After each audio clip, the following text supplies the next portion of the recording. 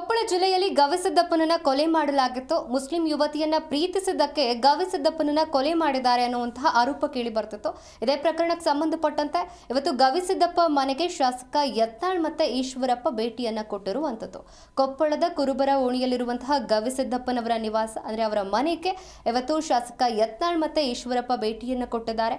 ಇನ್ನು ಮುಸ್ಲಿಂ ಯುವತಿ ಪ್ರೀತಿಸಿದ್ದಕ್ಕೆ ಗವಿಸಿದ್ದಪ್ಪನನ್ನ ಕೊಲೆ ಮಾಡಿದ್ದಾರೆ ಅನ್ನುವಂತಹ ಆರೋಪ ಕೂಡ ಕೇಳಿ ಬರ್ತಿದೆ.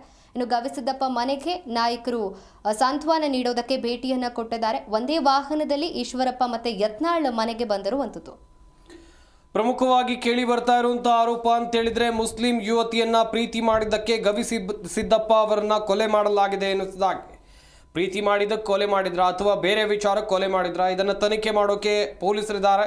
ನಿಷ್ಪಕ್ಷಪಾತವಾದಂಥ ತನಿಖೆಯನ್ನು ಪೊಲೀಸರು ಈ ಪ್ರಕರಣದಲ್ಲಿ ಮಾಡಬೇಕಿದೆ. ಯಾಕಂತ ಹೇಳಿದ್ರೆ ವಿಚಾರ ತುಂಬ ಸೂಕ್ಷ್ಮವಾಗಿರುವಂಥ ಕಾರಣಕ್ಕಾಗಿ ಯಾವುದೋ ಎರಡು ಸಮುದಾಯಗಳ ನಡುವೆ ಗಲಾಟೆ ಆಗೋದಕ್ಕಿಂತ ಮುಂಚಿತವಾಗಿ ಪ್ರಕರಣದ ಬಗ್ಗೆ ಕೂಲಂಕುಷವಾಗಿ ತನಿಖೆಯನ್ನು ನಡೆಸಿ ಮುಂದಾಗಬೇಕಾಗಿರುವಂಥ ಅನಾಹುತಗಳನ್ನು ತಡೆಯುವಂಥ ಕೆಲಸವನ್ನು ಪೊಲೀಸರು ಮಾಡಬೇಕಿದೆ.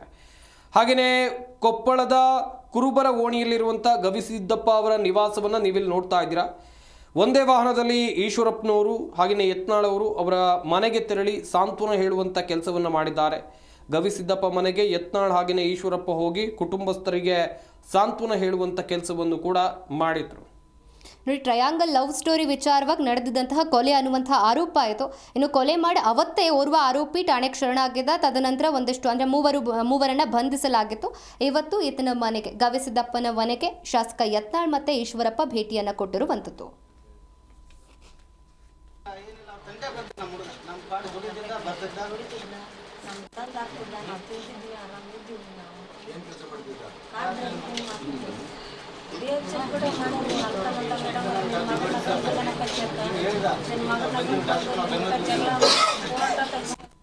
ಎಲ್ಲ ಮಾಡ್ತದ ನೋಡಿ